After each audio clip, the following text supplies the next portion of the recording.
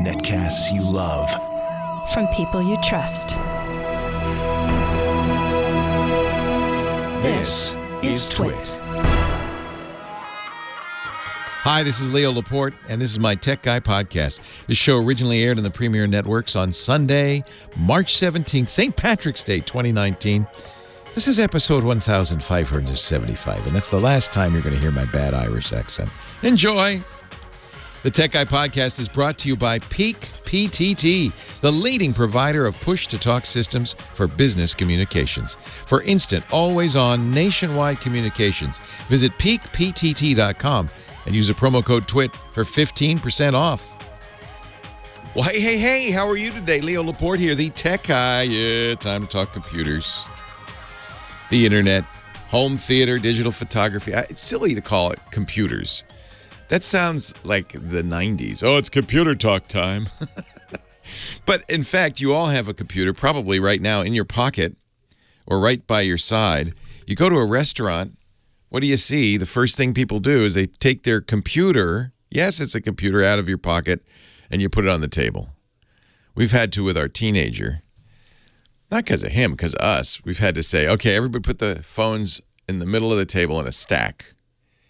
And then the first person to grab their phone has to pay for dinner. Invariably, it's me. 8888 Ask Leo. Grab your phone and give us a ring. 888-827-5536. That's toll free from anywhere in the U.S. or Canada. If you're outside that area, you can still reach us. Just use Skype out and it won't cost you anything. Or something like Skype out. Something that allows you to call phone numbers in the U.S. 888 is a toll-free number. There's a website, too. Apologies, it's not bright green, nor am I. But you can't tell, can you? That's the beauty of the radio. Oh, yeah, I'm wearing my green suit and my shamrock tie, and I've got my my green derby on. So I'm ready for St. Patrick's Day. How about you? If you want to visit the website, it's techguylabs.com, techguylabs.com. And that's free, by the way. There's no sign-up or anything. And that's where we put answers to all the questions. Everything you need to know is up there. techguylabs.com. Oh, it's a weird situation going on around the world right now because of this horrific tragedy in New Zealand, in Christchurch. And as far as I know, I almost don't even want to talk about it. I don't want to give the shooter any attention at all. But as you probably know, the shootings were live streamed on Facebook Live. And imagine how horrific those are. And God willing, you will never, and I will never, and our children will never see those. But that's not thanks to the efforts of millions of users all across the internet who have decided this would be a great thing to share. Apparently, they're very graphic and horrific. And I can't think that sharing it has any value at all. Obviously, it's a prurient interest, if nothing else. But also, I worry that it might encourage continued violence. It might glorify it, right? Oh, look, he's a superstar on Facebook Live. Facebook, it says now, it has removed 1.5 million reshares of that video. Can you believe that? That's just in the first 24 hours. About 1.2 million were blocked at upload. They have software that can say, oh, yeah, we see that. Don't prevent it. That means still 300,000 got through and had to be manually taken down. Same problem on YouTube and Twitter. Man, I've never been so happy that I deleted my Facebook, my Twitter, my Instagram accounts. Never been so glad. I understand, and I got an email from somebody who said, Leo, you don't realize how valuable Facebook is to me. That's how I keep in touch with family and friends. And, I agree. I think that's wonderful. It's a shame that it's Facebook that's doing that because they are clearly not good stewards of all this. And I don't blame them for the live stream. I mean, if that was going to happen, if you allow live streaming, and many sites do, we stream live video of our show through, Facebook. No, we don't use Facebook. That's right. But we do YouTube, Ustream, Twitch, Mixer, which is Microsoft's live streaming. So we do a lot of live streaming. And I think that's a great thing. And I don't know how Facebook could have prevented this. And yet, it just feels like actions like this are magnified. Sure, they're magnified by the news media and the 24-hour news cycle and 24-hour news channels. But they're not replaying that horrific video. It's because there's no gatekeepers on these websites that people can do that and share it. And the chances are that you and, worse, your kids might run across it, stumble on it. And you know how hard it is to turn away from something like that. It just makes me sad. One of the founders of WhatsApp, Brian Acton, who left Facebook this year, he's been going around. He's part of the Delete Facebook movement now. He made $24 billion. Well, his company was sold. WhatsApp was sold to Facebook for $22 to $24 billion. That number, you'll see that number varying depending on the value of Facebook's stock. You could say, well, yeah, Brian, nice now that you say delete Facebook after you already, became a multi-billionaire. He said, it's not my fault. It's the profit model. He says, you go back to this Silicon Valley culture and people say, well, couldn't you have just said no? He said, no, we can't, because once you take investment, he had a minority stake in WhatsApp. Once you take investors, once you have shareholders, you kind of have to do he said you have to make the, quote, rational choice to take a boatload of money. I had 50 employees, he said. He's talking, by the way, this is a talk he gave to students at Stanford where he graduated. He was speaking to a computer science class.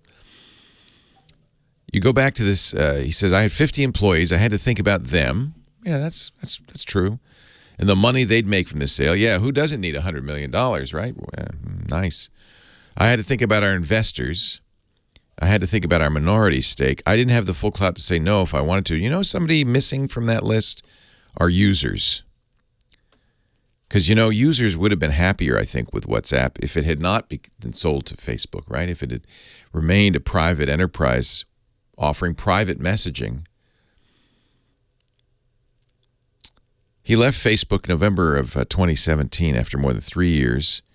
There was tension over making money. See, if your company pays $22 billion for your company, what's the next thing they're going to try to do? Yeah, make that money back. So they wanted to put ads on WhatsApp. They wanted to use it as a channel between advertisers and users. And he said no. And he and his fellow founder, Jan Koum, both left Facebook. They didn't, mostly over disagreeing over how to make money and frankly, approaches to data privacy and user privacy.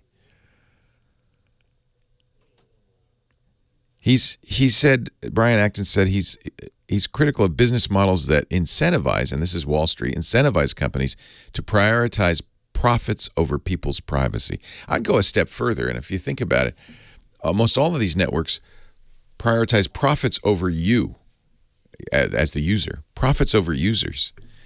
That seems short-term thinking in the long run. Unhappy users are definitely going to hit your profits. Or are we such sheep that we just go, well, okay, fine. I have to use Facebook. I have no other way to stay in touch with family and friends. Too bad nobody invented the telephone or messaging or websites. Too bad that was never invented. I have to use Facebook. So he says, stop supporting the companies. We give them power, says Brian Acton. That's the bad part. We buy their products. We sign up for these websites. His last words to these Stanford computer science students, delete Facebook, right? But the underlying lesson is really this is how Silicon Valley is set up. He's telling these computer science students, kids who are going to go out into the job market in a year or two and be part of Silicon Valley, watch out. Watch out, because there's intense pressure to put your users second, put their privacy second. He says the way it's structured right now, it was inevitable that we would have what we call surveillance capitalism, companies that make their profit by surveilling us. And I think the only way we can stop this, we have to stand up and say, no, enough. 8888 Ask Leo. That was my sermon for the day. If you agree or disagree, I'd love to hear from you. We'll help you with your computer and technology problems, too. Help you spend some money or maybe save some money. 888-827-5536. Leo Laporte, the tech guy. She's, what is it? Invincible? Unbreakable. Unbreakable? But this sounds like the Red Hot Chili Peppers to me. Well, you're still unbreakable, right? Kim Schaffer, our phone angel, taking your calls, prepping you for your big appearance on national radio. Hi, Kim. Hi. You are wearing green, dang it. I'm wearing green. She's unbreakable. I can't pinch you or anything. You got a green wall. I've got a green wall. I was talking down the hall. I said, good thing I'm not a weather person because you can't wear green. Oh, that's right. I never even thought of that. Yeah, you just end up blending in. You're like I never even thought of that. Floating head. What do they do for St. Patrick's Day, those weather people? The weather guy cannot wear green. Everybody else can, but he can't. If you're going to be That's a great excuse. I'm going to use that excuse from now on. If you're on a green screen. I love it. Cannot. So who should I, because I don't think green. You look good in green. I don't think I could. Do you think you'd probably look fine in green. I just don't have a lot of it. My problem with green is you're wearing a nice moss green. That counts, huh? Yeah, I don't like, even the jacket that I have is too green. Everything I have is like lime green. Oh, yeah. Well, any green is green. And nobody looked good in lime green. You drink enough green beer, I guess anything looks. What are you're going to work after this and serving green beer? I'm avoiding that place like the plague today. Because I had to work it last year and it was a disaster. But it probably won't be as bad today. Kim works Sunday as a barkeep, a bar wench, a barkeep at an English bar. Yep.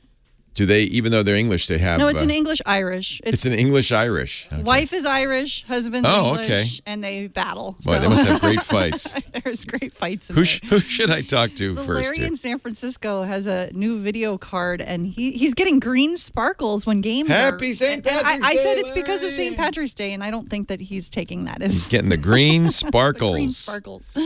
It's a leprechaun. Thank you, Kim. Thank you. Hello, Larry. Leo Laporte, the tech guy.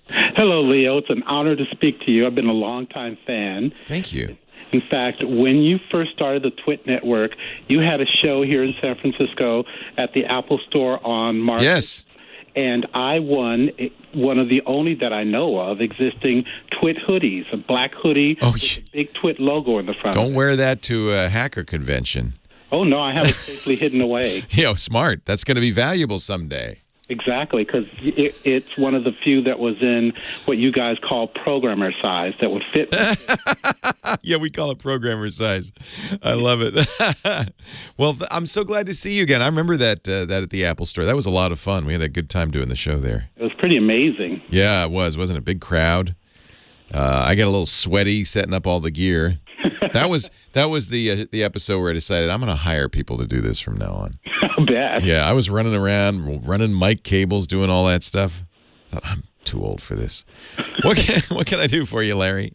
Well, for my upcoming birthday a month ago, I have a birthday coming in a month, so I decided to buy myself a new video card because I'm a gamer. I'm an old-fashioned gamer. I build my own computers and have the third-party video card and third-party sound card.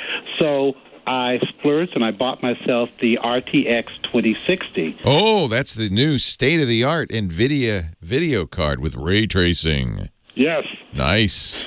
And nice. And I made the mistake, or maybe it was a mistake, I hope that was the only mistake, of slapping it into my 6-year-old computer. And there was a lot of shaking and rumbling. No, there wasn't. But it was working first, and then because I'm playing that new game Anthem that's supposedly tweaked especially for this game. Yeah, right. That's one of the few games that uses that the capabilities of that card. And I got huge lag. I could then all kinds of artifacts, and then all of a sudden, it sort of in the game looked like it was raining, but everywhere that there was supposed to be a shadow, there's green sparkle. Yeah. And I thought, this isn't good. So I shut it down and left it alone, and then I decided to go back to my beloved World of Warcraft. And I got that in World of Warcraft, too.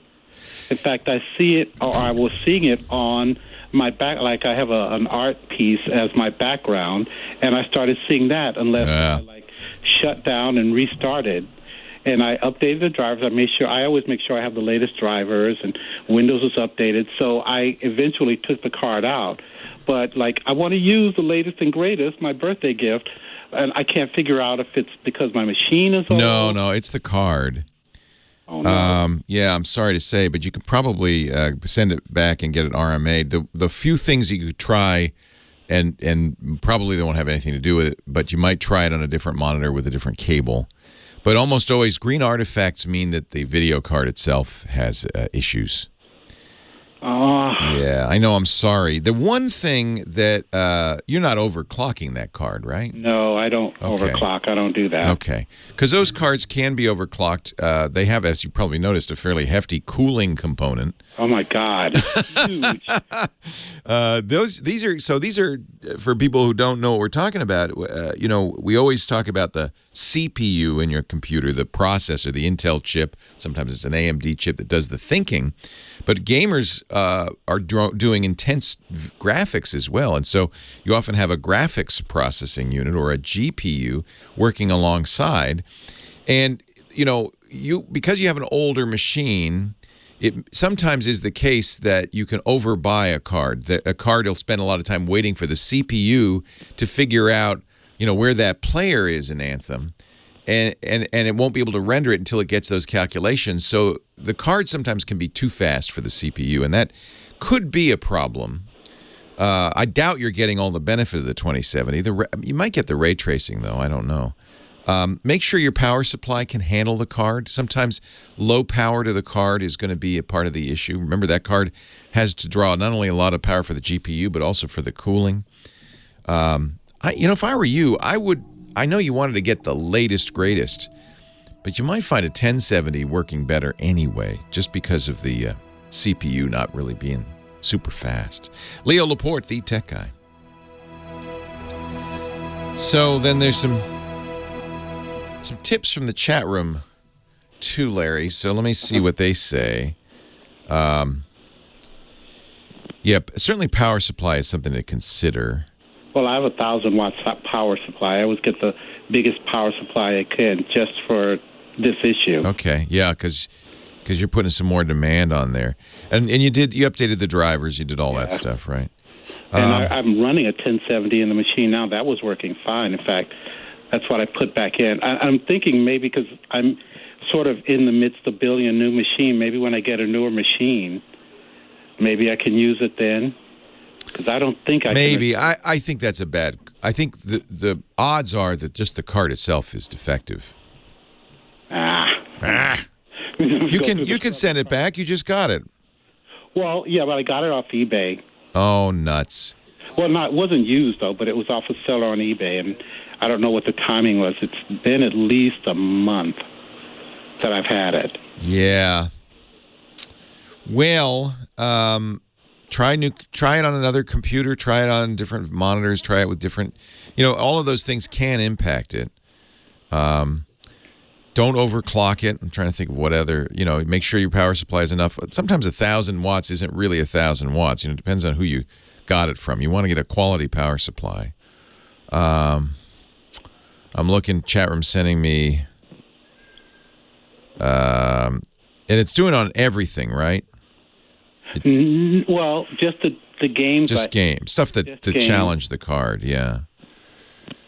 The other thing is try running the benchmarks. So there were some benchmarks will come with the NVIDIA, and then you can also download some of the 3D Mark benchmarks. And just try running those, see if you see the artifacts there as well. Okay. I'll give that a shot then. Yeah. The CPU, a 6-year-old computer, is really a lot. The 1070 is better matched to that, to be honest with you. Yeah, the 1070's been great. I've had no problem with it. Yeah. So my concerns would be, that it's a defective card. The fact that you got it on eBay maybe makes me lean more in that direction. Well, it was new. Yeah, well, maybe it was new. They specifically said that, and I would never. Oh, they would never lie to you on eBay. No, Leo. But if let's say I were a guy who bought a video card that had green artifacts, and I couldn't get my money back, I might try to sell it as new on eBay, and No, I wouldn't do that. you wouldn't do that. No, I'm not encouraging you to do that, but I'm not saying that somebody else didn't do it. Leo Laporte, the tech guy. 8888 Ask Leo. Busy day coming up in about an hour. Chris Marquardt, our photo guy. In 2 hours, Sam Abuelsamid, our car guy, is going to make an appearance in studio.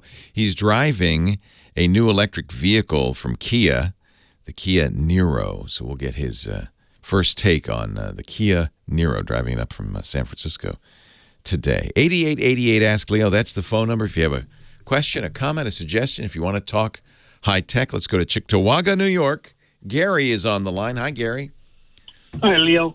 A couple months ago, I talked to you about using a file transfer service called Lockbin, and I've been using it since. It's pretty good. But I saw the other day that Yeah, Mozilla. FireFox, Yeah.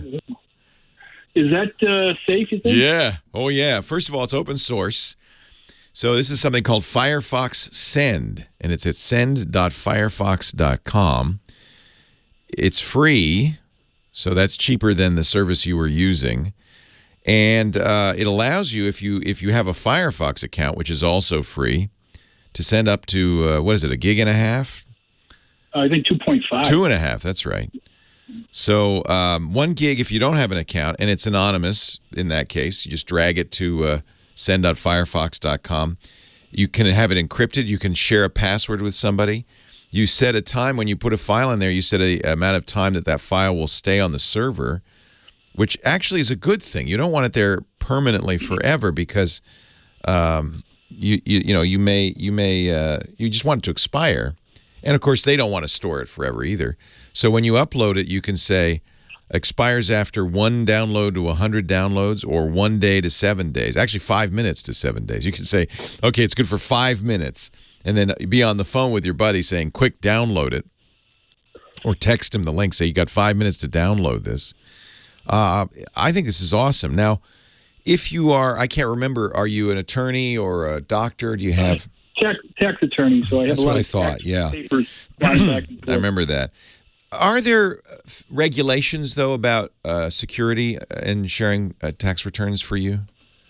Well, we're not subject to doctors like HIPAA laws. Yeah, that's all what I'm lawyers wondering. are expected to preserve their clients' confidence course. and secrets and take necessary precautions to do so. But it's not specified exactly what you have to do. See, if you were sharing medical records as a physician, then there's HIPAA compliance, and I doubt this is HIPAA compliant only because they haven't taken the effort to certify it. Same with FINRA or CJIS, the other security standards. But as an attorney, I can tell you, because it's open source, because it's from Firefox, I would absolutely trust it. I'll tell you the reason I like it, because the service I have I like, but and one of their features is they keep stuff forever, but I don't want to keep it forever. That's I want right. to get it off. That's right. After April 15th, it's nothing. It's dust. Well, I'll keep it on my file, but I want to keep it on there. But the problem is, any emails you have to go to the site to read. The thing I tried Firefox, the thing I like about Firefox Send is that I get the email with the link in it. So Right. it's in my, because I use my emails as a source of record. Right. There you go. I know what the text is, where otherwise I got to download it, I got to convert it to a PDF and save it. It's just so. Anyways, I wanted to make sure it was safe. Yeah, I am absolutely confident. Mozilla is a really good organization, and it is open source, so that means that somebody who really cared about it could vet it. Obviously, you and I don't have the skill to look at the code, but some, presumably people are, and I think Firefox is not so dumb as to put out something that would be dangerous. So you do get a link, as you know, when you do the upload button, you get a link which is suitable for texting. If you wanted to text it, you could text it. Yep. You could email it, of course. That link is long and confusing, and that gives you some security. I think this is a really nice service that Firefox has introduced. This is what Mozilla does. They're an open source kind of a public good company. They do make money, but they make money on the browser from Google, because Google pays them for search referrals. If you use Google to search on your browser, Google sends money to Mozilla, and that's hundreds of millions of dollars a year. It's plenty of money for Mozilla to operate. So this is kind of beneficial for everybody. And the other thing I like about it, you don't have to use Firefox. You can use any browser, and you don't have to have an account or anything like that. So it takes away some of the burden on your clients. You can just send them a link and say, here's your securely, saved tax return. If you want to add extra security, you can give them, when they're meeting with you, say, I'm going to send you a link to the tax return. This will be the password. And you could give that to them. And that would... I don't prepare tax returns. I represent people who are having issues with their government over past returns they've prepared. But that's where I wanted to make a comment about tax preparation software. Oh, yeah, good, because we were talking yesterday, I don't know if you heard it, about TurboTax, and that's what I use for my mom, and my son used for the first time he's filed for taxes because of the first time he has actual income. What do you think of those? Oh, yeah, I've used TurboTax myself. I've used H&R Block, too. I switch between whichever one's cheapest. Yeah, because it's all the same. It's really just a fancy calculator, right? Yeah, but they're both good. They're both good. And there's others, too, that are good. So I think people should be doing it on, unless they have the need for, an accountant to be doing their work. I don't see why they're not doing it on TurboTax, or they don't have a computer.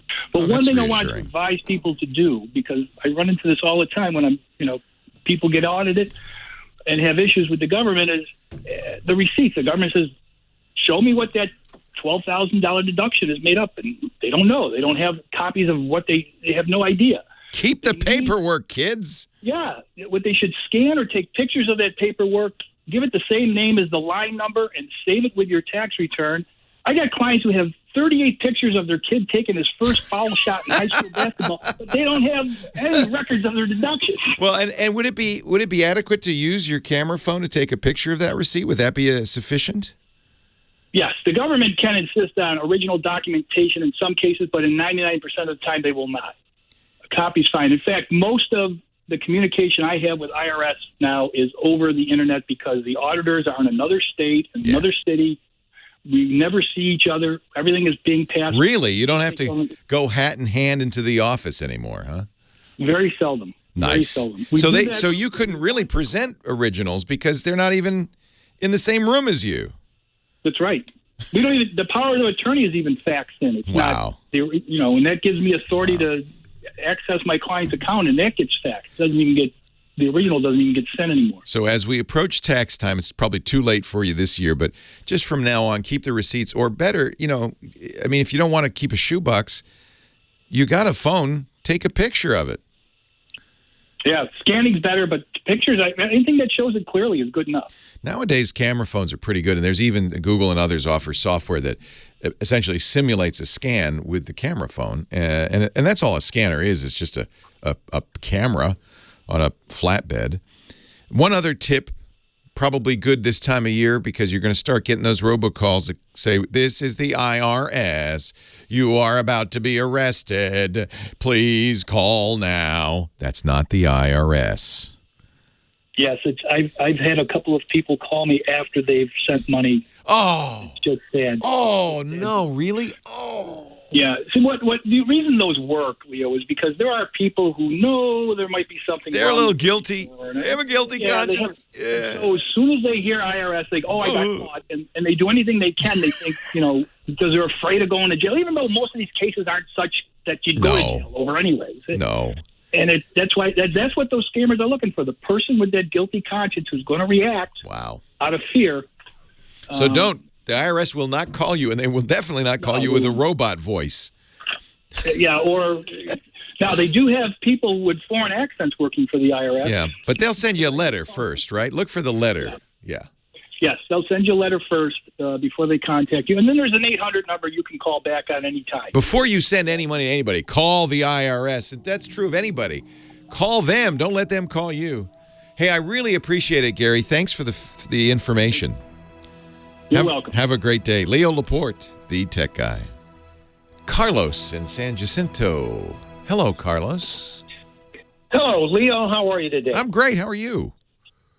Good, good. Hey, Leo, I wanted to get your opinion on something, your insight.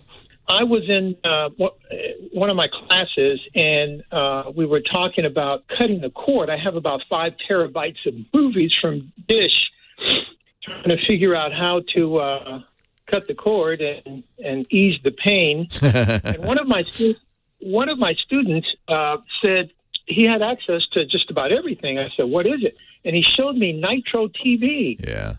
I don't know. Oh, I'm sure you're familiar with it, but I was really basically intrigued, the deal is there are a number. These are called over-the-top or OTT services. They're television services that don't use the cable or don't use the dish. They use your internet access. So they're coming in over the top. And as you probably know, HBO, Showtime, Stars, all the premium cable channels now offer over-the-top subscriptions. They end up being as expensive as a cable subscription, but at least you don't have to have a cable company. Problem is most people the internet still need to pay for the internet, and the cable companies just jack the price up on the internet so that you end up giving them plenty of money. The key. I heard you say that. Yeah. I heard you talk about that, but for $20 per device, I have all of the premium, all of the pay-per-view, all of the sports, the networks, nationwide, international.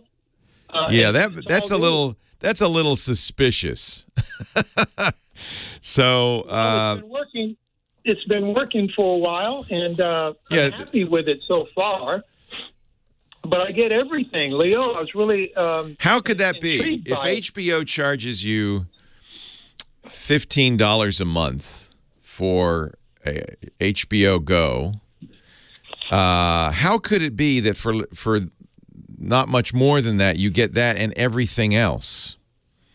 I don't know. Yeah. You can certainly try it and see how it. No, I know. I just would caution you. There are a lot of. First of all, it could be illegal. I would call HBO and say, what do you think, HBO, about these guys? Eventually, if they are doing something wrong, they'll be shut down. So, they're at least charging you. There are a lot of these, free satellite TV services that offer, as Nitro does, thousands of channels, all the sports you could ever want. And what you get is often Argentinian soccer and, stuff that's on the internet anyway. But you're saying you're getting pay-per-view sports? Yes, I get everything. International. You get the fights. You get the fights that HBO charges $60 for. You get that? Yeah. Almost certainly it's illegal. Well, okay. Showtime. I'm sorry to give you the bad news, but think about it. I mean, HBO isn't going to, sign me up. And, you're not going to, look, nobody's going to come knocking at your door and say you're under arrest for using NitroTV. But eventually NitroTV will get caught. You can go, I have one of our regulars, Owen J.J. Stone, Doctor, was telling me about his buddy. He says, and he's not that bright, who sells hacked Fire TV sticks at his girls' Little League games. He goes around and say, hey, $20 for a Fire, and you can get all the channels, you can get everything. Well, yeah, but that's taking advantage of loopholes and, the internet. The problem with the internet, it's hard to copy protect everything. So I'm just looking at Nitro TV. If you tell me that you're getting paid channels plus you're getting things like the big, pay-per-view sports for $20 a month, something's not right. Something's not right. Let's see. Let me see. I'm looking at the FAQ for Nitro TV. They say anything about our deal with HBO or CBS allows us to, it's not hard to set something like this up, to be honest with you. I could set it up right now. I pay for one cable subscription and then rebroadcast everything out to 1 million people. When they get caught, it'll go down. Don't give them anything extra. If there's somebody from Nitro TV listening who would like to explain to me how they can, for $20 a month, offer literally hundreds and hundreds of dollars worth of television programming, I'd love to hear that. Do they have some special deal? There's always the risk, too, because obviously these guys maybe aren't super careful about things. I don't want to impugn them, but you're giving them your credit card number, right? So there are some specialized services on the internet, free or low cost, that give you hundreds and hundreds of channels, and it's all of stuff that's already on the internet. You just combine it all. This is a little different looking. This, I mean, if you're telling me they're offering you, let me just, I would bet, let me just do a quick who is on these guys. I would just bet that they are not in the United States, or they would have been shut down much more quickly. I'm just going to do what we call a who is on these guys. NitroIPTV.org. Oh yeah, they're a nonprofit. That's it.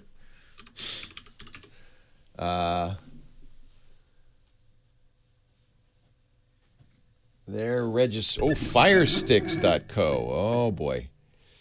Their registration is in Reston, Virginia, but I think that's their internet service provider. Panama. There we go. Panama. So it's hard that's why they're in Panama. All I could say is you probably wouldn't go to jail for doing it. Probably because they're in Panama, they're not going to jail either. They're certainly willing to take the hit. This happens all the time. The internet enables this kind of stuff. It is illegal. You might consider the moral and ethical,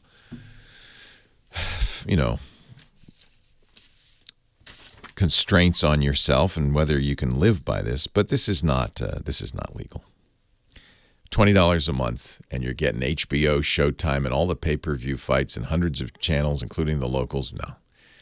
This is not legal. What they've done is they got somebody in the United States who buys all that stuff and ships it back down over a VPN or some other protected channel down to Panama, where they put it up on a server, and they're taking your credit card.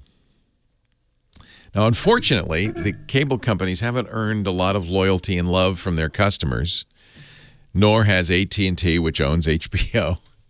So I think a lot of people just in their minds go, well, serves them right, I guess. But I think it's unethical. It's certainly illegal. What they're doing is illegal. Now, I'd have to ask a lawyer, if you're buying this stuff, I mean, it's not clear that it's illegal. You're paying them $20 a month. You might reasonably be naive and say, oh, yeah, for $20 a month, I get to do this. Must be legal. I'm spending the money. I'm giving them money. I don't think you get the TV police knocking on your door. And I don't think, even if you don't like a company, I don't think it's okay to steal from them. I don't think that lets you off the hook, really. I'm just looking on the website. I don't see anything that says, oh yeah, we got a license. We can do this. It's fine. We pay HBO $1 a user. That's all they want. And I don't think so. I don't think so. There are a huge number and growing of these IPTV services that are cheap, but they're really reselling stolen signals, and they're mostly offshore, and they're very hard to track down. And frankly, this is just the surface of a huge amount of I want to say unethical, immoral, and illegal things that are being done on the internet. And the internet really makes it easy. And if somebody comes along and sues one of these companies, they disappear into the forest. They're offshore anyway, and start another one under a different name 5 minutes later, because it's that easy. One of the things we were very excited about with the internet when it first came around, and I was one of the early users, and I remember we were all so excited, is because it made it possible to do, we called it friction-free e-commerce. Just easy, just sit from, in the comfort of your own home and buy stuff, have it shipped to you. It eliminated all the friction of, going to a store. But it's also, in eliminating that friction, eliminated a lot of the things that, if you have a storefront, it's a lot harder to disappear into the smoke, into the trees, and reconstitute somewhere else. But on the internet, trivially easy. And unfortunately, even though companies, I see that somebody sent me a link to a Dish from a year ago suing a couple of these IPTV services. You don't see a lot of stories like that because it's so hard for them to do.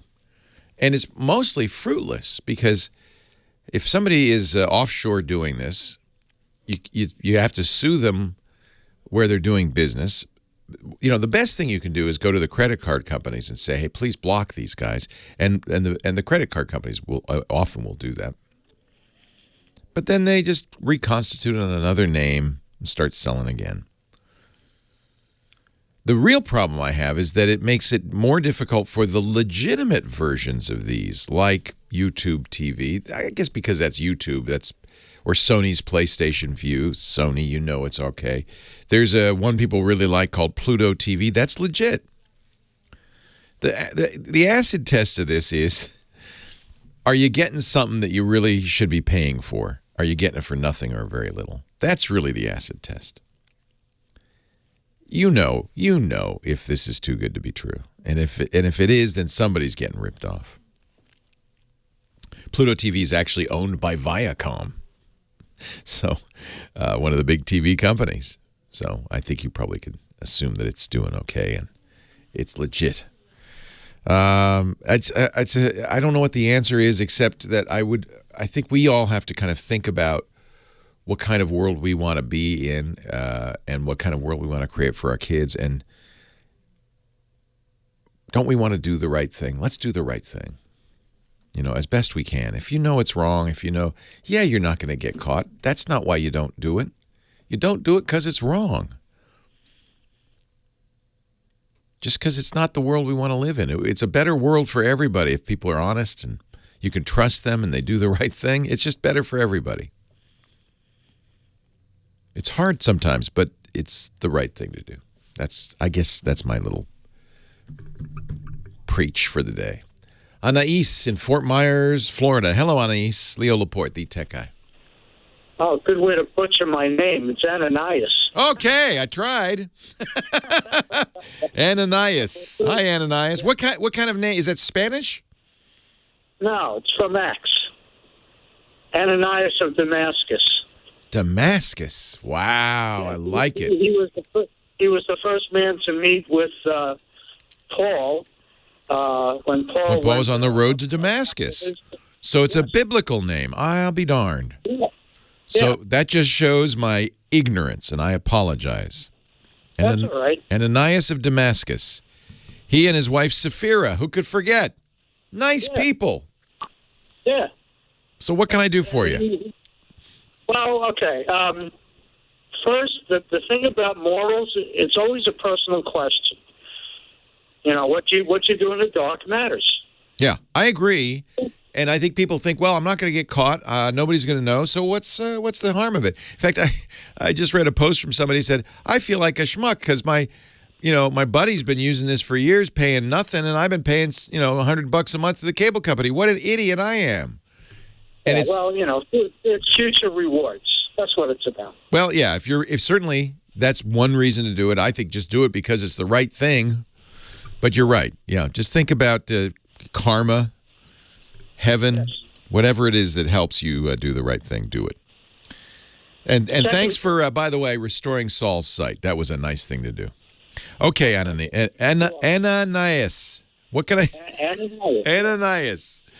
The second is a little bit of a tale about. This is going back to the mid-'90s when I lived up north.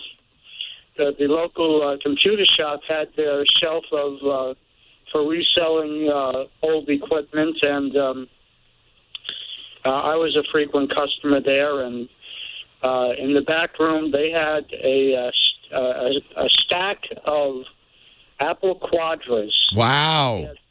4 of them, mid-'90s. Yeah. They didn't know what to do with them. They didn't use them. They weren't hooked up to anything. And they gave them to me. Oh, what a nice gift. I have no idea. I've never been an Apple guy. I don't subscribe to Apple economics. Yeah, you got a good deal, though, on those. Those were pretty cheap. Yeah. So tell me a tale. If you go to everymac.com, which is a kind of a non-commercial site, it's really a very useful site where it has a complete guide to every Mac ever made. You can look up those Quadros, and you can actually look it up by model number so you can know exactly what you've got. Those Quadros are so old and are running, unfortunately, the big gulf is that they're running PowerPC chips.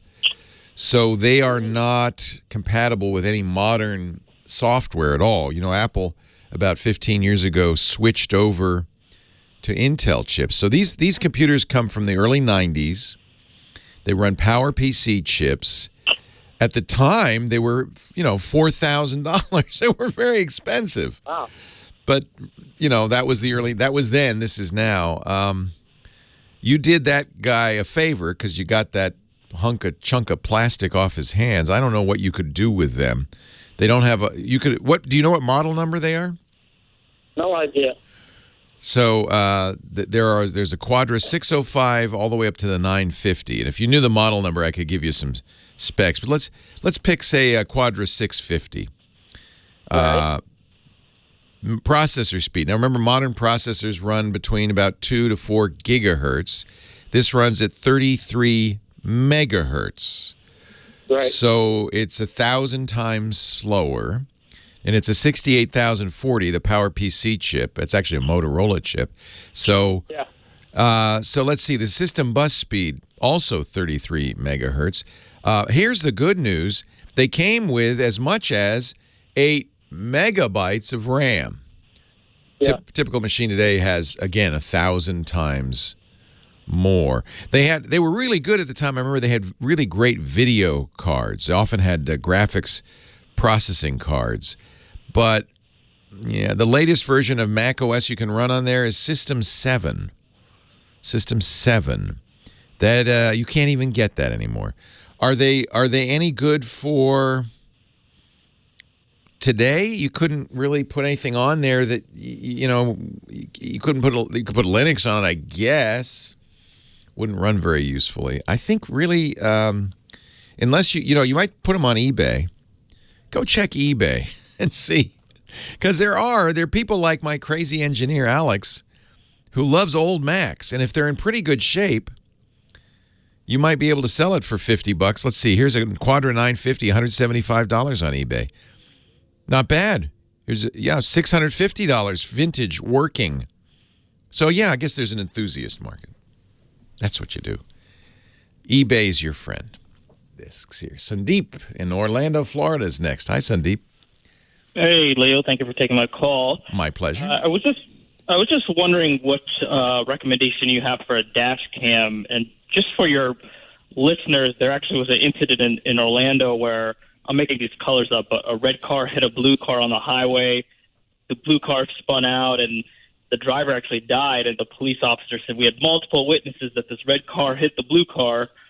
And then the next day or the day after, his lawyer came on TV and said, hey, my client got a $50 dash cam from Amazon the week before, and it showed that he never touched that car. Oh, man. Yeah, and the lawyer and the news media were asked the police, if he didn't have that, these witnesses would have put that guy into prison. Yep. So that got me nervous, saying maybe I should have a dash cam.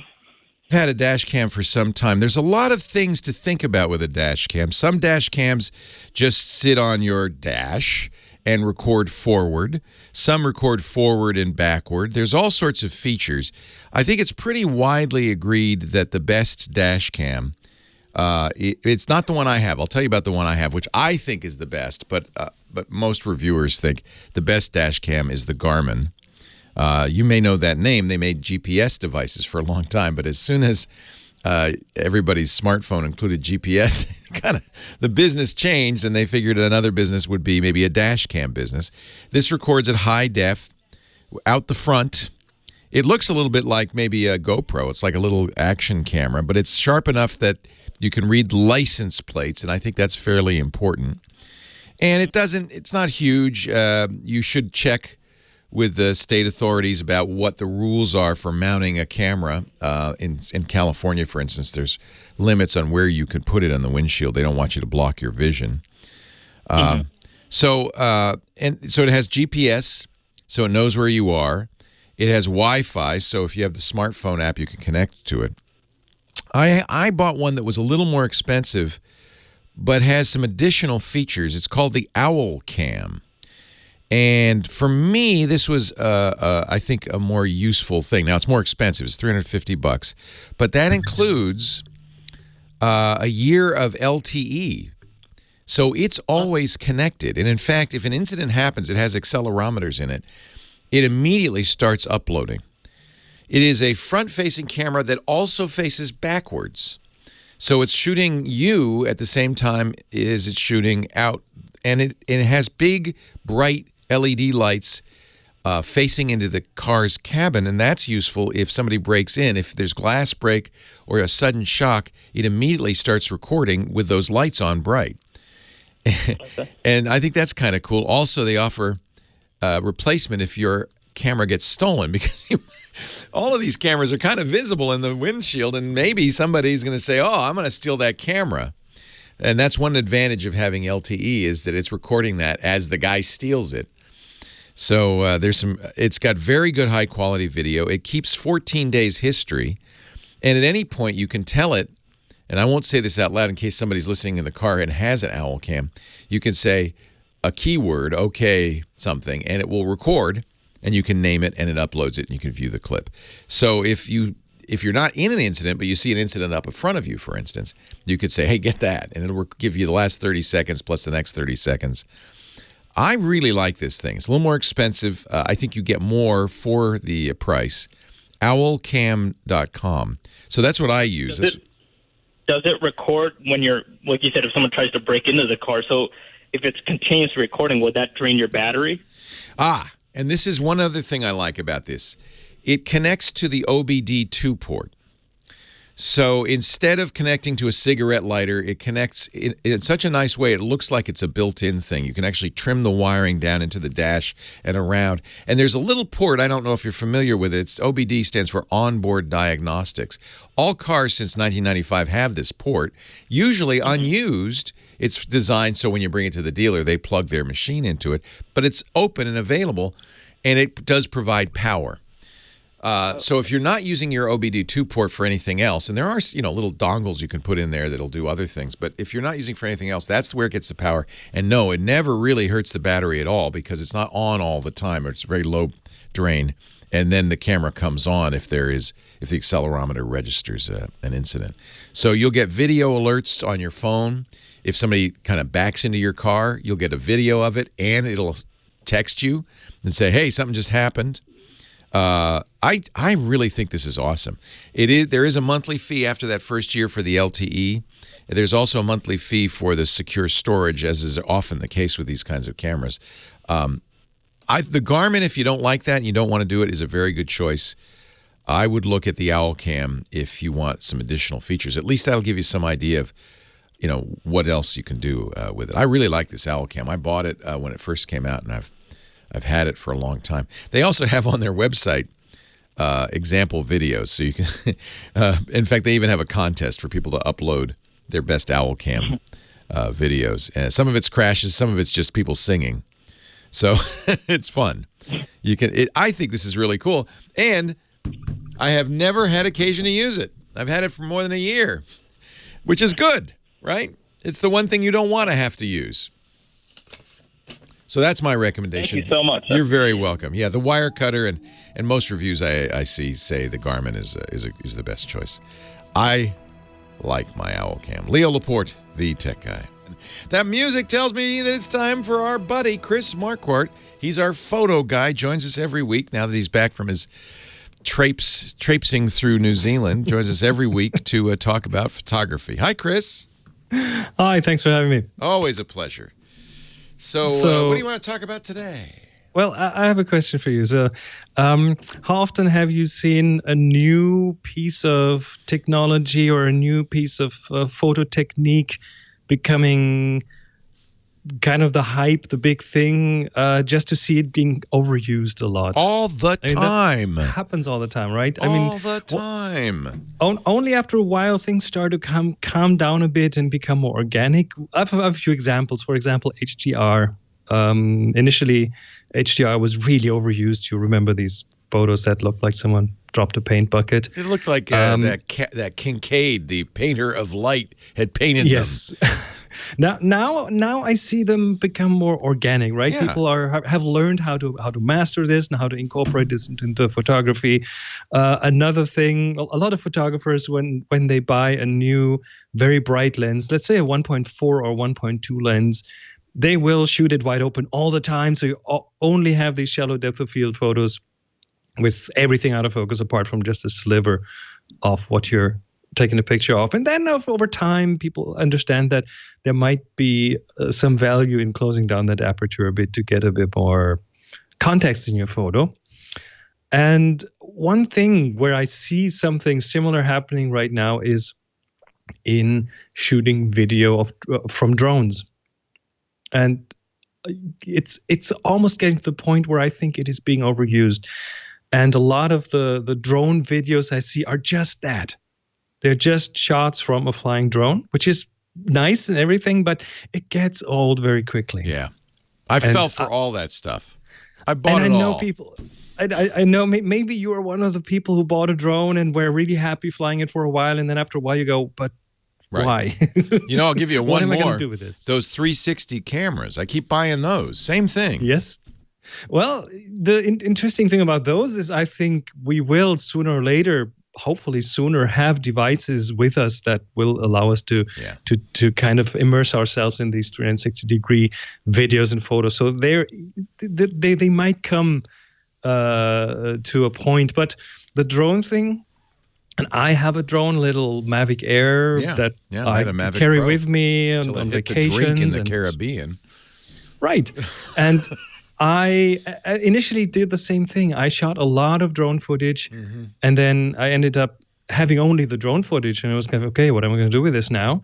Until I started deliberately searching for ways to incorporate that drone footage with other things to make it kind of an organic part of of the stories that I want to tell. And there's a little story that I came across in New Zealand that blew my mind, and I sent you a link to a little video about this. And it's a sheep farmer named Tom, but he's also a pilot. He's also 90 years old, and he built his own airplane. And he's also 90 years old, and he built his own airplane. Usually that doesn't go together. Like people fly the airplane they built and live to 90. So he must be good. He must be good. Well, he definitely must be a good pilot. As they say, there are old pilots and there are bold pilots, but there are no old and bold pilots. Yes. So he's been flying for almost his entire life. And I met him. They have a sheep farm again, and they rent out a guest house, and we stay there. So that's how I came across him. And then one morning, his wife Jeanette says, "Hey, Tom is going to fly. You want to watch?" And I'm like, "Sure, let's go." I see you in the background with your drone controller. Well, so interesting thing is I shot that, but he's building his own planes. They are small planes. They are so-called microlights, I think. So you have a camera on on the plane, right? No, I don't. You don't. That was the thing. So I shot this story, and then I understood that it needs a bit more. It needs some footage from that airplane, but I didn't have a camera on the airplane. I was not on the airplane because it's a one-seater. So all the aerial shots are from a drone. So I pretty much flew that same path that he flew with the drone. I followed the plane. Oh, you are half sneaky. a day later. And I faked that into the video, yes. And this is how it, but you won't notice it. I mean, now you know because you're looking for the guy standing there with a drone controller, and of course you can see me there. And you intercut it in a way that it looks like it's footage from the plane. And you know what? I see this in movies all the time now. This is how they're doing it in movies too. Of course. But just understanding that, wait a minute, you can actually use that footage from the ground and combine it with footage from the air. Brilliant. They don't have to come from the same camera. That's a bit of a revelation, and it helps tell a story better. And that's how I'm more and more using these new tools and these new technologies that are available to me. So yeah, drones can make a lot of sense if you incorporate them with other things. And that's true for every photo technology. That's true for again, HDR or shallow depth of field, wide open lenses, or I don't know. There's like a ton of. That's life in technology. Is we get the new thing and we go crazy. I remember when desktop printing, desktop publishing, and laser printers came out, and people initially that was it was bad when people got access to fonts, and you'd see documents with 300 typefaces on one page. They looked like ransom notes. But eventually we calmed down and started to use this technology appropriately, and it's great. So I think that's a really good insight into technology, because there's always new technologies in photography, and some of them don't even survive, but many, like HDR and drones, when they do, they become incorporated into your overall capabilities. I think that's very smart. Yeah. And that's what's happening here, yes. Yeah, I love it. Now, you can see this on Chris's YouTube channel, which is Chris Marquardt. Can you go to discoverthetopfloor.com and get a link there? Not a direct link, but they'll find it. Okay. They'll find it for sure. I'll tell you what, I'll put a link to the video because it's a really cool video. And now that you know how it's made, it's fun to watch. Well, it's fun anyway, but it's even more fun because you can see, and I think filmmakers do this all the time. They mix point of view shots in with distant shots and master shots and singles and all that stuff. The hardest bit here was to make those cameras look the same, to have the same kind of appearance, because the drone footage looks different from the footage that I shot on the ground. You did a marvelous job. Matching those two pieces was the most difficult part here. You did a marvelous job. Now, we have an assignment, and I don't want you to forget it, and I said that I would do it, and I still haven't done it, but I love the idea. These assignments we do for fun. Every month, Chris tells us something to take a picture of or a way to take a picture. If you want to participate, it's simple enough. You need a Flickr account. Those are free, and you need to be a member of the Tech Guy group. Chris, what are we doing this month? This assignment is to take a picture from an ant's perspective, and it is an assignment that has been given to us by a community member. And we actually have a thread up on the Flickr group where we collect the assignments that allows you, if you're a member of the group, to participate and drop in your ideas for future assignments. And I want this to be a community effort, and we're getting there. Good. Yeah, I love the idea of this. There's no reward. At the end of the month, Chris will pick 3 images, and we'll talk about them on the radio show. So you get your name and lights, or whatever the radio equivalent is of that. But it's fun. It's really an excuse to get out there and take pictures. And, of course, a camera phone is fine. You don't have to have fancy gear or a drone. In fact, I don't think you could use a drone to do an ant's perspective. Big ant, very big ant. Very big ant. Chris Marquardt's at discoverthetopfloor.com, and he'll be back next week. Leo Laporte, the Tech Guy. Line 4, Marie in I want to say Suntan Valley. Is it Santan Valley, Arizona? Yes. Santan Valley. But I bet there's good suntans there. Too many. Yeah, probably. Hi, Marie. Welcome to the show. Thank you for taking my call. I just have a quick question. I'm thinking of replacing my regular terabyte hard drive with an SSD 1 terabyte hard drive. If I get this done, how does that, or does it affect the current motherboard? Not at all, no. Is this a laptop or a desktop? It's a laptop. Okay. So you don't have room for 2 drives, because sometimes what people do, the difference between a solid-state drive and a spinning drive in price is still fairly significant. While solid-state drives have come down a lot, sometimes people get smaller SSDs and keep their old data drive, their old spinning drive for data, stuff that you don't need to access as quickly. But an SSD makes a huge difference in load time. So your system will boot 10 times faster, programs will load faster. And from the point of view of the laptop, it's no different. It's still, the same SATA cord. Are you going to do it yourself or have somebody do it for you? No, I'm going to have a computer guy do it. Okay.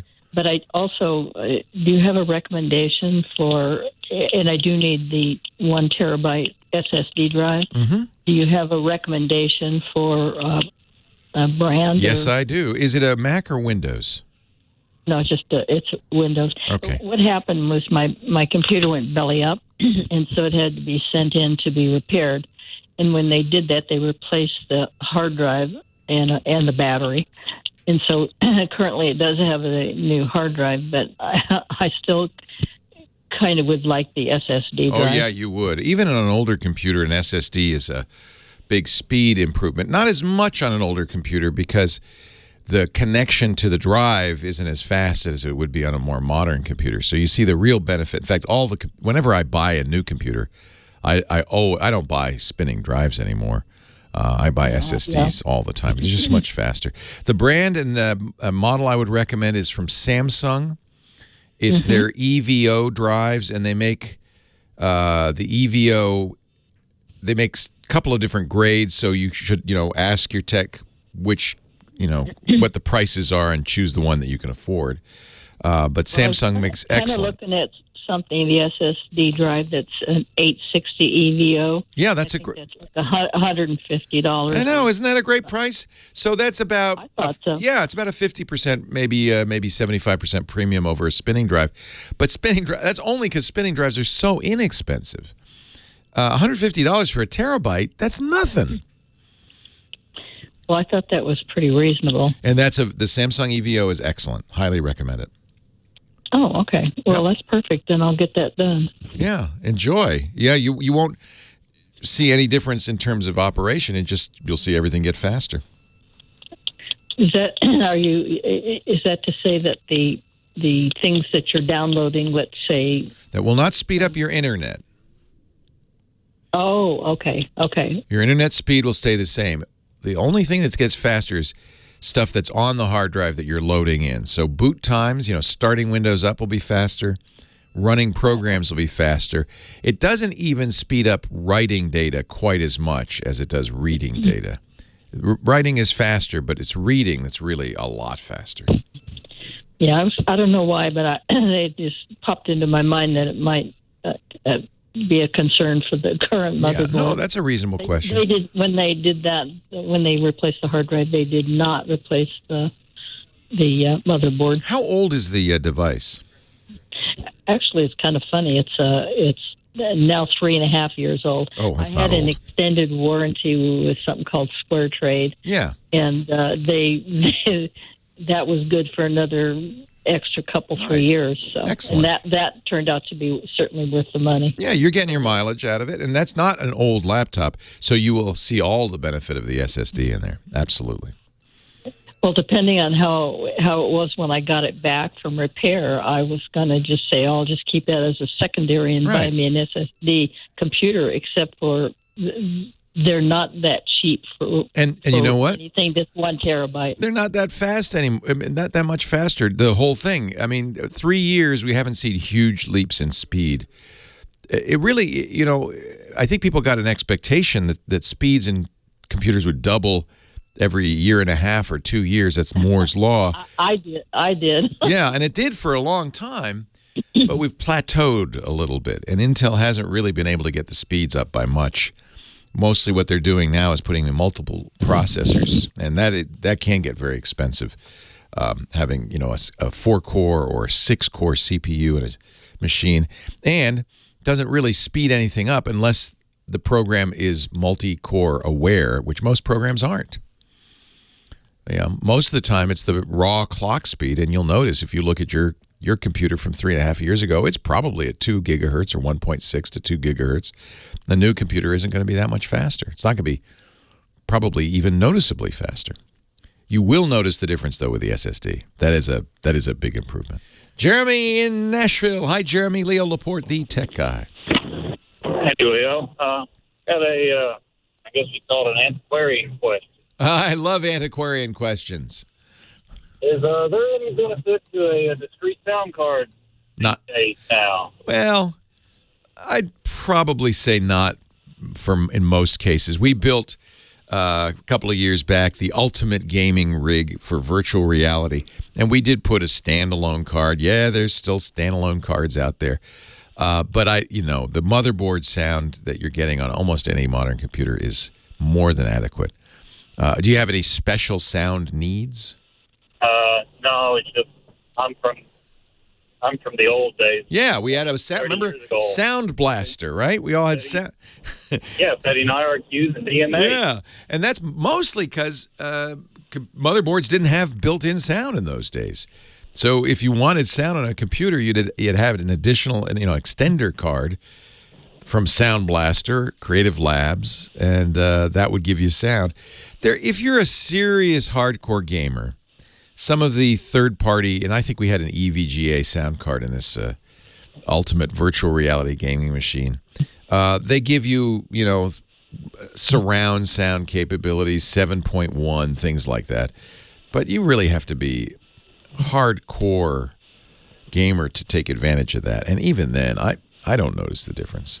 Okay, so there's no benefit even from audio processing. No. Well, and again, if you're golden ears, golden ears want the best digital to analog converters they can get. So having a good DAC in your computer might make a difference. Although, in my opinion, anything done inside the computer case is going to be prone to noise and degradation anyway because of all the RF bouncing around in that case. So I always just take digital audio out off the motherboard and keep the DAC external. So putting in, something like, the pricing for the EVGA new audio sound card. We're talking a ridiculous amount of money.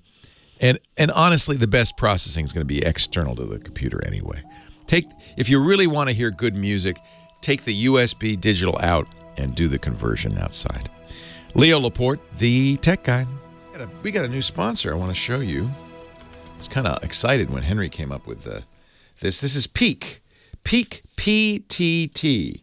Push to Talk. And it's still around, but it's better than ever. If you have a company cell phone, but you want to have your employees stay in touch, you got to take a look at Peak PTT. Boost productivity, cut down costs, the leading provider of push-to-talk systems. Yeah, they're still around for business communications. Peak provides advanced IP-based push-to-talk systems. So, yeah, it's not using the phone network. It's going over the internet. This is, I love this little puppy right here. This is a full Android phone system with the push-to-talk capability. Instant talk, location monitoring, there's GPS, emergency alert notifications. Here's your SOS button on the top. So hikers love these, adventurers. You get local, nationwide, or even worldwide coverage. These devices are rugged. This is the Everest. This is a ruggedized phone. And there's no contract, and service billing is month to month. This is a tough device. You can connect instantly, one-to-one or to hundreds of users at once. So you can have group chat as well with these PTT devices from Peak. Central tracking and communication center, which is great. Here's the walkie-talkie style device. So if you've got a fleet and you make sure every driver or every service technician has one of these, you know where they are at all times.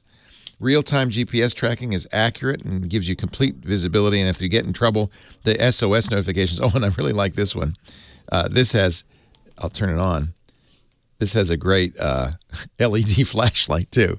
So if you're a technician, you're going under sinks or under the house, you're gonna love that. So the Everest PTT system is capable of handling deployments of any size. You get the rugged IP67 or 68 dedicated headsets. 5 nines of network availability. You get lower latency rates than pretty much anyone else in the business. PC-based dispatch console, so you can use this for dispatch as well. But you don't need a fancy, switchboard. You can use your PC for that. Locate devices on demand. They even put them on a map, so you know where everybody is. You get the affordable walkie-talkie style handset. That's the PTT 84G. Or iOS and Android apps with the Everest, which I really love. This dispatch software as well.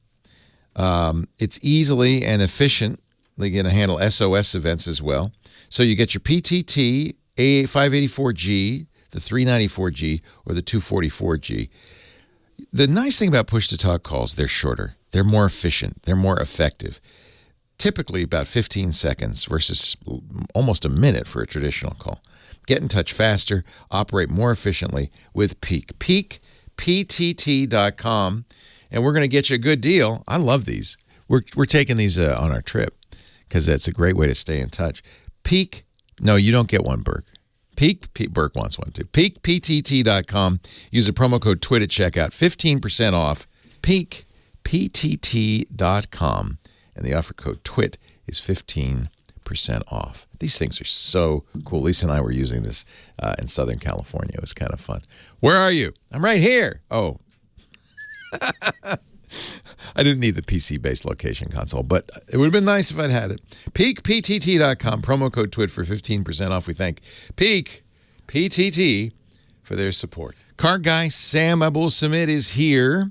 He just pulled up in a brand new electric vehicle, the Kia Niro. I just ran outside to take a look at it in our parking lot. It's really... doesn't, somebody asked when Sam was on a couple of weeks ago, why is it all electric vehicles look weird? And I have to say, for a long time they did, but this is a normal-looking car. Absolutely great. It's a little crossover SUV, and we'll get Sam's take on it in just a little bit. Sam Abuelsamid, our car guy, joins us in a bit. Meanwhile, I'm going to keep taking calls at 8888 Ask Leo. Leanne's been very patient in Lake Elsinore, California. Thanks for hanging on, Leanne. Hi, Leo. I called the other week about my laptop. Yeah. Did you get one? Yes, I got it back, and it is so much faster. Yay. What did you do? This is the one where you put in a new solid-state drive? Yes. Okay. And did you do anything else? You put more memory in it or anything else? No, not of my... See, this is good timing because the last call, the last hour, a woman had a 3-year-old laptop and was going to put an SSD in it. Do you recommend it? Yeah, no. No? So we did put more memory on it. Oh, you did? Oh, okay. You're talking to your mom now. Okay. I thought you were talking to me. So do you recommend the upgrade, I guess? Not necessarily if you want to put the extra time in it, I guess. Yeah. Did you had somebody do it or did you do it yourself? Yeah, I had another guy do it. Yeah. Did you watch? No, I didn't. I dropped it off in the one afternoon and I got it the next day. Yeah. Yeah, I know. Sometimes people get queasy during surgery. You don't want to pass out and fall over or anything like that. It's actually pretty easy to do, and it's a fun thing to see because you just remove some screws on the back of the computer. You take off the back plate, and there, in all its glory, is the memory and the drive, and you can just pop in another one. Does it feel faster? Yes, it does. Good. How much did you spend for the upgrade? Yeah. A lot? Yeah, I would say. Yeah. Okay, well, I'm glad you called back to let us know. So I don't remember, did I tell you to do this or you were thinking about it and I just said go ahead? We were thinking about it. Yeah. So you're glad you did it? Yes, I am. Good. And you're going to use this for school? Yeah, I was writing an essay when I was on hold, so. Oh, good. What's your essay on? It was about it's an American Republic history. Good. You're doing American history, huh? Yes. Yeah, it's fascinating, isn't it? Mm-hmm. What's your, what era? Are you doing the Revolution or? We're learning about the Texas, where Texas takes the statehood and. Oh, yeah, sure. And the Alamo and all that. Mm-hmm. All right. Well, I'm glad that it worked out for you, Leanne. I appreciate your giving us a feedback call just to let us know that it happened. And I'm glad you're smart enough to use your time on hold wisely. Thank you. You will do well. Get an A. Thank you. Thanks, Leanne. Jason in College Station, Texas. Leo Laporte, the tech guy. Hey, Leo, how are you doing? I'm well. How are you? All right. I know you always hear the same thing about everybody says they've watched you since ZDTV, but I just thought I would mention that. I'll hear that every time. I don't mind. Thank you. I'm glad to know that. I think I could take responsible. I think I could take responsibility for a whole generation of geeks. Yeah, I had got my first computer in 1988 and got into Windows back in, I guess, 92, 93. Nice. But I was calling to thank you about the Chromebooks. I know you say not to run, antiviruses, but I ran about 6 different programs periodically just to keep an eye on, that I don't get malware. And I always find something about once or twice a year. And I'm tired of paying the subscription fees and running all these programs once a week. And I kept hearing you talk about the Chromebooks. So I bought a Chromebox, an Asus Chromebox, about 2 months ago. Nice. And I liked it so much, I bought a Dell Chromebook about 2 weeks ago. And other than TurboTax once a year, I plan to just put Windows computers aside. There you go. go. I really enjoyed the operating system, and I wanted to just call and thank you and point out the secureness and the ease of the operation. So. And by the way, TurboTax is going to be completely online if they're not already, so you won't even need to get a Windows machine to run TurboTax anymore. Well, that would be great. Yeah, I think that's the trend, is everything's going online. It just makes sense. Well, and there's even, I can't remember the name of it, there's a program that's almost like Photoshop. It's a Chrome extension, and it's free unless you want to pay to get rid of the ad. So that solved that. So I found every problem that I needed to resolve and found them one by one, and then just said, you know what, I'm going to give this a shot. Oh, I'm so glad. Is it Polar? Is that what you're using? No, it's I'm in front of it right now. Polar's the one I've recommended in the past, Polar with 2 R's. But there may be others as well. I mean, that's the nice thing. Pixlr Editor. Oh, yeah, Pixlr I'm familiar with. Yeah, that's been around for a long time. Good. Well, I'm glad you found some. There's a handful of things that people say, oh, I'm a photographer. I need Windows. And those handful of things are slowly being nibbled away by programs like Pixlr, Pixlr.com. I'm really glad to hear that. That's great. Well, I appreciate all your help. All right. I really enjoy listening to the show. I'm listening to your I discovered you again about a year and a half ago, taking a road trip. So I listen to your podcast every week. Nice. And I've actually gone back in time. I walk 3 miles a day, and I like to listen to your podcast. I'm listening to them from like a year ago, going backwards in time. So. Nice. Yeah, you're going to hear us get older and older. The computers get older and older and worse, but I'm getting younger, so that's all I care about. Okay. Hey, thanks for the call. I appreciate it. It's good to get the updates. Leanne, I now remember, the chat room reminded me, was the student who called who said it takes her an hour to launch Microsoft Word. And I said, that's wrong, and you need to replace the hard drive because it's about to die. And so she did go out and get an SSD. And while I didn't ask her how long it took her to launch Word, I'm guessing it's seconds, not minutes, and definitely not hours. That's a big, big upgrade. Highly recommend it. And the Chromebook is a great choice for people. I think one of the things that happens in technology is times change. They change rapidly, don't they? But our biases don't, or our feelings about stuff doesn't. And I think for a long time we were taught you need Windows or you need a general purpose operating system. If you're going to get a computer, you got to get Windows or Mac, and because you're going to need that. And that mindset persists. It's the same mindset that says you're going to have to get an antivirus system. You're going to have to optimize your disk. And times change, and you don't need to optimize disks anymore. You really don't need an antivirus anymore. And for many people, I would say the vast majority of people, you don't need a general purpose operating system anymore. Those days are gone. Yeah, maybe that's what you had at work, and you may still have that at work because there's specialized software you need to run. But most of what we do these days is online, email, surfing the net, even doing your taxes. I did TurboTax entirely online this year. Even doing your taxes. And if it's all online, then there's no reason to spend a lot of money or go through the complexity or the security woes of a full general purpose operating system. They're just too complicated.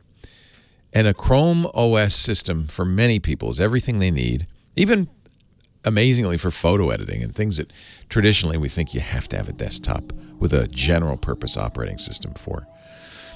I'm a big fan of the Chromebooks. Less expensive, more reliable, much more secure, and for most people, all you need. Line 4, Daniel in Rancho Santa Margarita. Hello, Rancho. Rancho. Hello, Daniel. Hey, Leo, how's it going? It's good. It's like I'm starting to turn into Larry King. Rancho Santa Margarita, you're on. Oh, no. Well, I actually have a question. Speaking of getting older, well, you're not that old. I'm getting old. I admit it. I'm in my 60s now. Don't tell anybody, though. Nobody would trust a tech guy under 40 or over 40. Well, I want to look to my elders because I'm a tech guy who's graduating from Cal State Fullerton soon. And hey, I congratulations. What's your major? Computer science. Yeah. Good man. Yeah, I love it. And so I've been listening to your show and absolutely think it's amazing. So I had a question I was wondering if you could help me answer.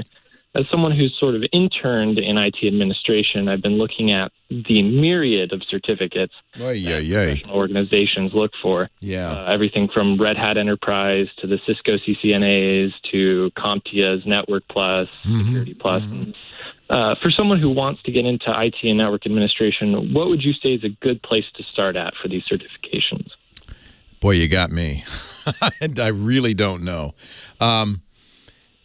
The issue is what job you want and what they're going to expect. I can tell you the certs that are kind of generally of interest. For instance, if you think you're going to be doing desktop help, where you're going to take calls or you're going to go from office to office and help people, get their printer working, that kind of thing, the A+ certificate's very useful. But I think that's kind of a low-level cert, and you may want a better job. For instance, if I were you, I would be looking at security and networking. So you mentioned the Cisco certifications. Those are good. The CCNA and like that are good certificates for people who want to be in networking. If you want to be in security, ISC, the folks who do A+ have a security cert as well, the Security Plus cert. So it really comes down to what are the best certs? Well, what is the job you want? That's fair. Yeah. And then I've also wondering if you heard anything. I know AWS is now offering their own certs. And a great cert to have, because almost any job you have, you're going to be managing Amazon Web Services servers. All right, perfect. Basically, learn everything you can, but if you know ahead of time the kinds of jobs you're going to be looking for, and often if you look at listings, go on Glassdoor or places where tech jobs are offered, and you look at the listings, they will say, looking for somebody with, unfortunately, what they often say is 5 years experience.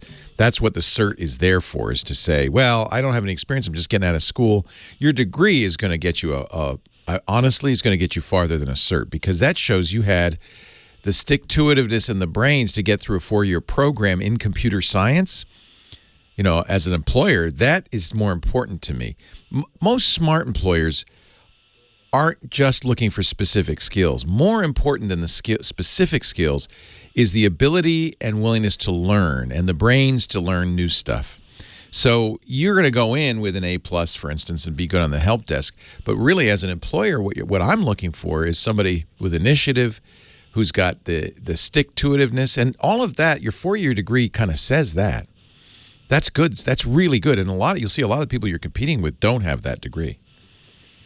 Okay, perfect. Most people nowadays coming out of CS and engineering want to be app developers and do a startup, right?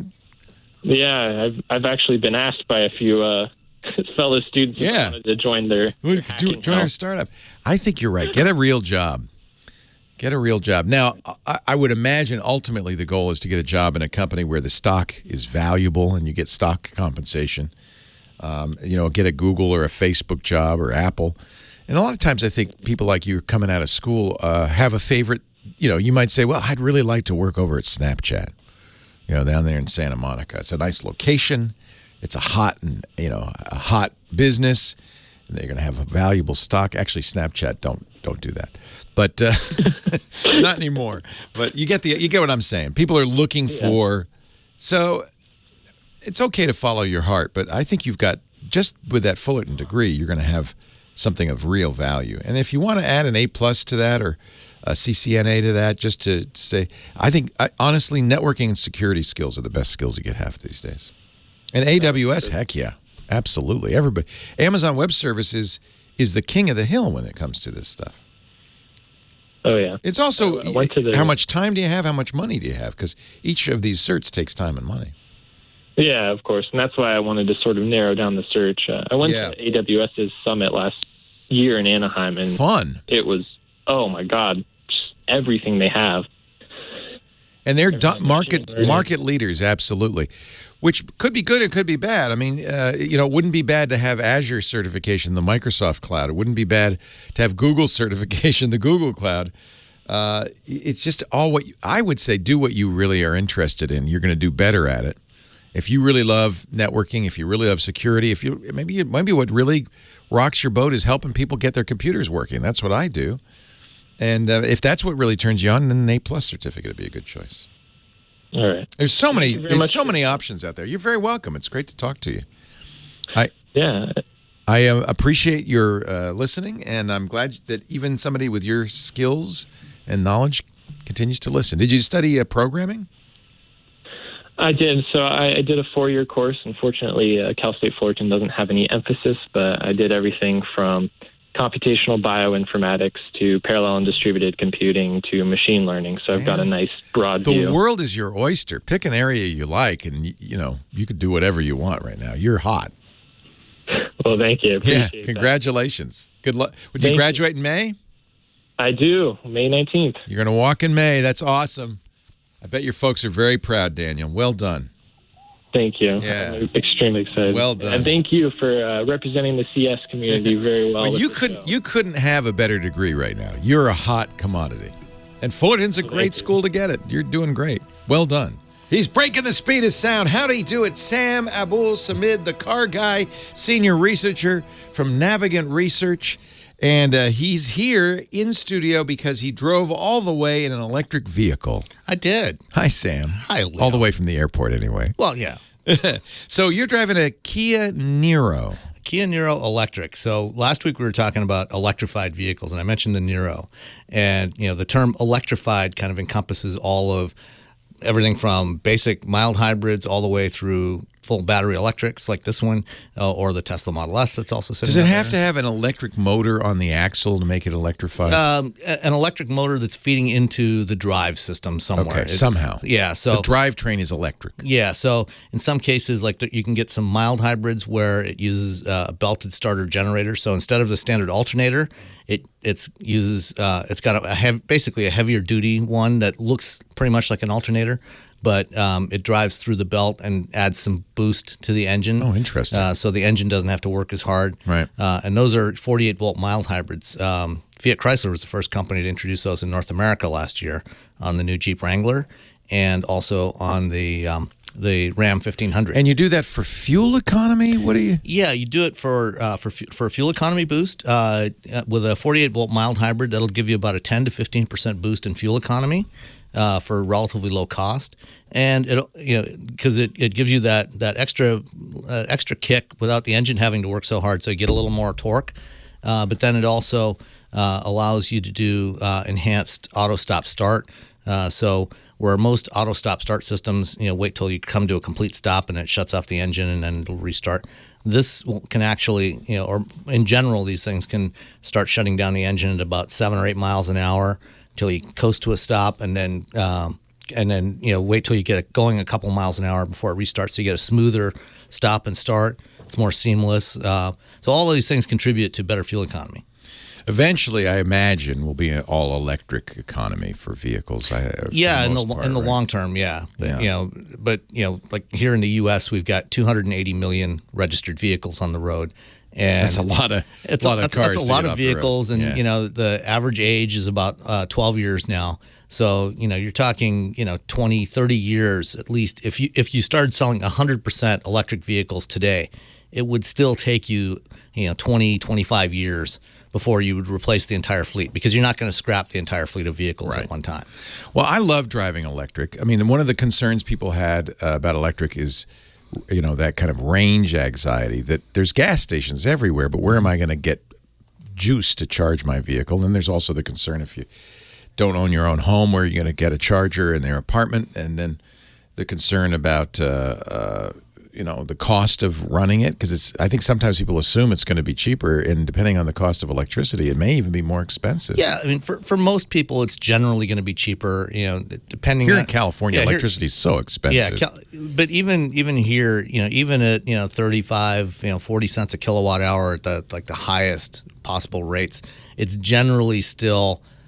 At worst, it's going to be comparable to running a gas car. Yeah. It's generally still going to be cheaper. And the good news is, environmentally, it's better.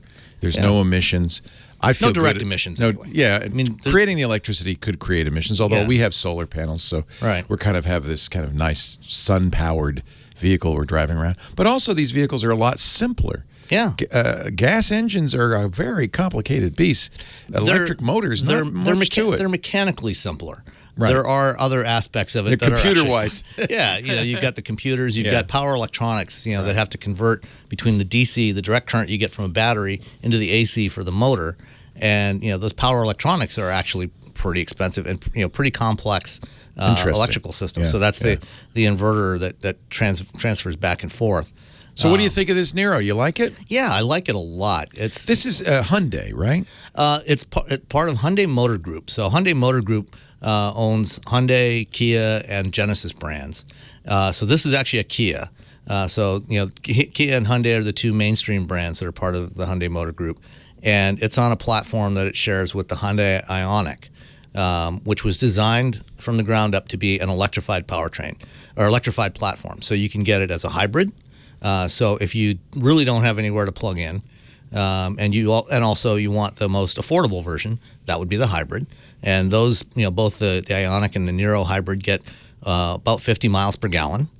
And then you can also get a plug-in hybrid version that gets about 27 miles of electric range on a charge. So you can use that, for most people's driving needs. You'll be able to do almost all your driving on electricity alone. And then when you need to take a road trip, you don't have to worry about planning where you're going to stop to charge and things like that. You just drive it like a hybrid once the battery is depleted.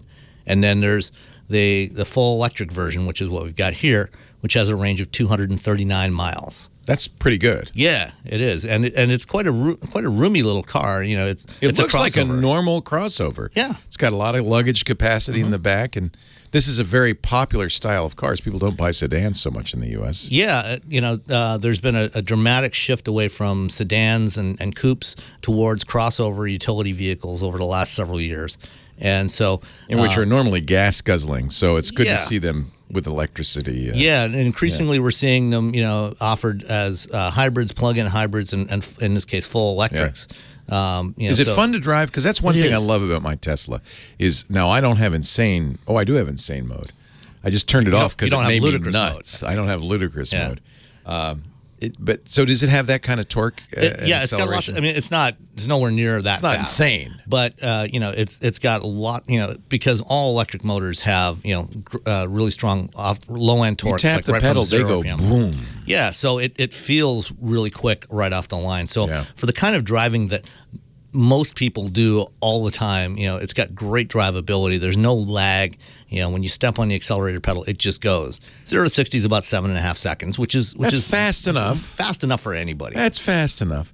How about regenerative braking? It's the other thing I like about a lot of these vehicles is they slow down when you take your foot off the accelerator because they're starting to charge the battery up with that stored up energy. Right. So there's paddles on the steering wheel. Like some cars have shift paddles on the steering wheel. In this case, the paddles allow you to control the amount of regen you get. So the right paddle gives you less regen. The left paddle gives you more regen. Oh, that's cool. You can adjust it from 1 to 3. And 3 at the maximum regen, you basically get the kind of braking you would normally do in normal driving. When you come up to a stop sign, so you take your foot off the accelerator and it starts to slow. Does it come to a stop? If you pull and hold the left paddle, it will bring it all the way to a stop. If you just take your foot off and don't do it, it'll slow down to about 5 or 7 miles an hour. Tap the brake. Yeah. Or like I said, you can just grab the paddle and it'll bring you all the way to a complete stop. What's the negative? One problem with electric vehicles is there's a lot of battery in there, and batteries are not cheap. Right. So clearly the electric version is the most expensive variant. It's going to be roughly around $37,000. What percentage of that is the battery? Probably about a third of that cost is the battery. So it's expensive still. Yeah, it's still pretty They're expensive. lithium-ion batteries like the ones in your laptop. Yep. And it's a liquid-cooled battery. Why is that? I hear that term used. So you have air-cooled batteries and liquid-cooled batteries. The Nissan Leaf has an air-cooled battery. Liquid-cooled allows you to do better, more precise control of the battery temperature. The worst thing you can do to a lithium-ion battery is let it heat up. Yeah, you don't want to overheat it because then you start to degrade the battery. So if it gets too hot. and it heats when you're charging it. Yep. Or when you're in the hot sun and Yeah. driving fast. So cooling it is really important to keep the battery life up. What kind of battery life? I think this is another concern people have. What kind of battery life are we going to get? Is it going to last 10 years? It should easily last 10 years, yeah. And in fact, here in California, it's warranted by law. Manufacturers have to warranty it for 10 years or 100,000 or 150,000 miles. So that's nothing to worry about either. No, I wouldn't worry about battery life on any of the modern EVs. Well, Sam, a little later, I want to take a ride. Absolutely.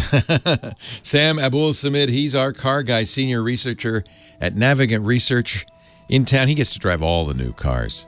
Let me know when you get that Porsche Taycan. That's the one I want. That's the one I want to look at. Leo Laporte, the tech guy. Leo Laporte, the tech guy. 88. Isn't Sam great? It's a fascinating world. I mean, the world of cars, which hadn't changed really much in decades, is all of a sudden completely changing. And I think for the better. I do. I think for the better. 8888 Ask Leo. Last segment of the weekend. Let's go to line one. Richard in West Los Angeles. Hello, Richard. Hi, Leo. Good to talk again. Thanks for hanging on. Leo, I use my phone and my tablet mainly at home, and I plug it into the electrical outlet. Am I doing any damage to the battery or to the phone or to the tablet? There is great debate on this, and I will tell you my strong opinion based on science. And by the way, if people often say, well, Leo, where do you get your information from?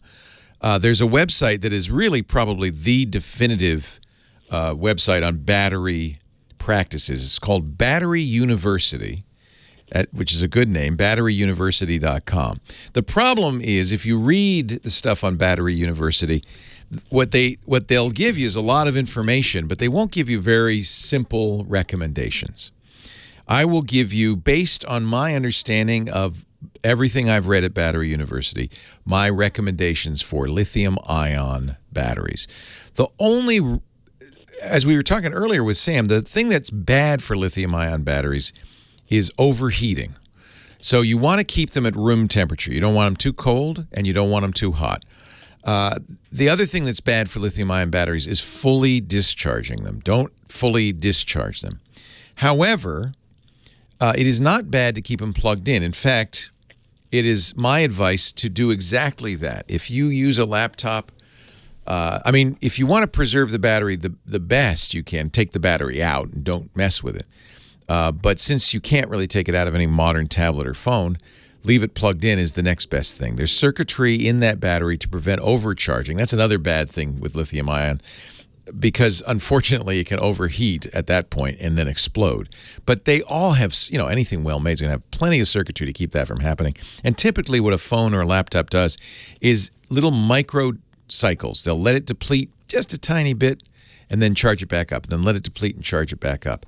That doesn't really hurt the battery. Your battery has a certain number of charge-discharge cycles, typically around 500, but that's 100% discharged and 100% charged. So it's always discharging, and by keeping it plugged in, you're just keeping it from discharging too much, and you're keeping it fully charged. If you're going to store it, the advice is to ideally store it at about 50%, no more, no less. And that's it. Don't let it get too hot. Don't put it in the dashboard in the sun. I presume you're inside, so you don't have to worry about that. It's fine to keep it plugged in. In fact, it'd be my preference to keep it plugged in. There's certainly no disadvantage to doing that on a properly designed circuit. Now, you're going to hear, if you go and read up on this, do a Google search, you're going to hear 20 different opinions from all sorts of places. So the only thing I would recommend is batteryuniversity.com. And that will give you a lot more information. It's really about chemistry. All batteries do essentially is store electricity through a chemical reaction and then discharge it through the reverse of that chemical reaction. And that's basically it. Preserving the integrity of the battery means making sure that that chemical reaction isn't impeded in any way. It doesn't degrade in any way. And in terms of lithium ion, mostly that's from heat. Okay? Okay. Thank you. Yeah. I wish I could be, I know people are going to put opinions on the website at techguylabs.com, and please do. That are different. You'll hear a lot of people say, no, never leave it plugged in. I leave everything plugged in. If I'm at my desk, I plug it in and leave it plugged in. That has two advantages. One, when you get ready to leave, it's fully charged, right? And two, it doesn't hurt the battery. Doesn't hurt the battery to do that. On we go. And I think a lot of the lore about batteries refers to older technologies, things like nickel-cadmium batteries, which had memory effects and all sorts of other problems. Lithium-ion batteries don't share those characteristics. Richard in West L.A. I'm sorry, that was Richard. Dale in Highland, California. Hi, Dale. Yes, Leah, how you doing? I'm well. I've been having trouble with these telemarketer spam on my phone. Oh, you and everybody else, my friend. And I cannot find an app that will actually stop them or kill them or do a reverse Trojan horse to shut them down. Don't do a reverse Trojan horse. That just brings you down to their level, and in some states would be illegal. But there is a very good app called No Mo Robo that does the best anybody can do. It's not perfect because of these robocallers. The way they work, they change phone numbers every time. And so no list of numbers to block will ever be 100% effective. Yes. Nomo Robo also has another disadvantage. You have to pay for it if you want to get the premium service, and you have to redirect your phone number through them. However, I tried the free trial, and I did notice a decrease. Robocalls are a real problem. In fact, if you want a great take on it, I recommend Last Night Tonight, the HBO show with John Oliver. He did an entire segment on this last Sunday. And at the end of the segment, he set up a robocaller to robocall the FCC commissioners every 90 minutes to tell them to fix this.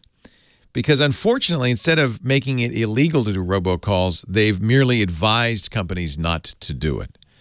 They haven't prohibited robocalls. Despite the fact that the chairman of the FCC, Ajit Pai, says this is a real problem, it is. More than half of all the phone calls on cells now are robocalls or spam calls of some kind. More than half. It means that the cell service is basically useless because you can't answer the phone. I make a rule. I only answer the phone if I know who it is, but that kind of limits the use of it. What if it's somebody I don't, my doctor or my dentist, I don't have their number in there.